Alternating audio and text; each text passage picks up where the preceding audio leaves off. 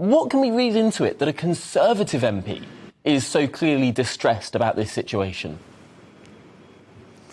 Well, I think there are two things. First of all, just how desperate things are and how serious things are, clearly in both parts of Kent, and that there is a real sense that the government have allowed this yet again to continue to not get a grip of it. It must be noted, though, Roger Gales is not a big fan of the Rwanda policy put forward by the government. He is someone who wants to see a much closer relationship with France on this issue, saying this morning he wants to see growing-up politics between the UK government and the French government about how to try and stop people from crossing the Channel, from making those perilous journeys. Now, I think there is a sense that clearly Rishi Sunak, the Prime Minister, has made it clear he is in favour of the Rwanda policy. We know Suella Braverman certainly is. She's talked about dreaming of it in the past.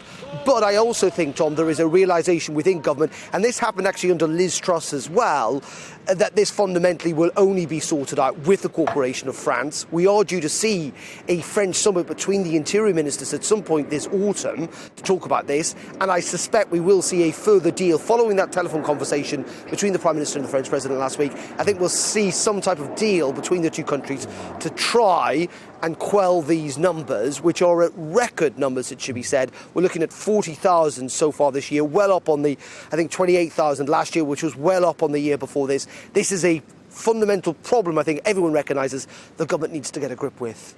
And yet people watching will think, how many deals with France have we had? How many millions of pounds have we given the French government? And how intractable has this situation turned out to be? I noticed that the commentator Dan Hodges this morning has been writing about grown-up politics and asking the question, well, what if there is no solution? What if the Labour Party saying that, being a bit nicer with France, and the Tory party saying we'll try and do this Rwanda thing against the wishes of the ECHR?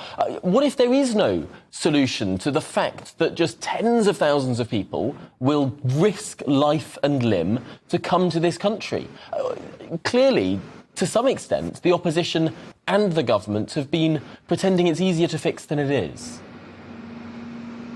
Yeah, and I think that's sometimes what governments do. They try and paint obvious solutions when that clearly isn't the case. There are a couple of things here I would suggest, Tom, at play. First of all, migration, illegal or otherwise, is not just a challenge, let's put it that way, to the UK. Clearly this is a challenge right across Europe. There are lots of countries trying to struggle with the migration of people, hence why some would suggest, and again Sir Roger Gale was on the radio this morning arguing this needs to be a pan-European solution, because many of these people are clearly travelling not just through France but often through Greece and Italy and elsewhere to get to the UK.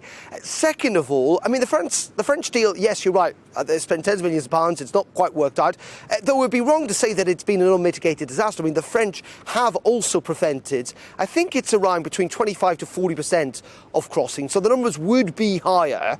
They would be higher if the French border police at Calais and elsewhere were not involved in all of this.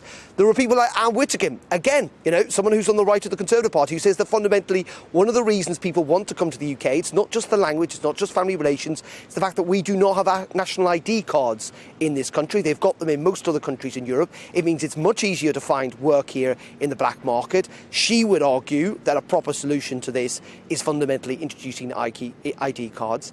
But in the end, Tom, you are right. If people are determined to come to this country by one means or another, it is actually quite difficult for states to stop everyone from doing so. What I would say is the biggest problem, though, Britain faces in many regards is the processing time for migration, which is extraordinary, up to 480 days. The target is 6 months. In some cases, it's taking 18 months. And until they clear that backlog, we are going to end up in this situation time and time again where there is simply not enough accommodation for people, and also, frankly, costing taxpayers up to £7 million a day. And that is fundamentally because the system here in the UK of processing claims does not work. Really, really difficult stuff for the government to be dealing with here.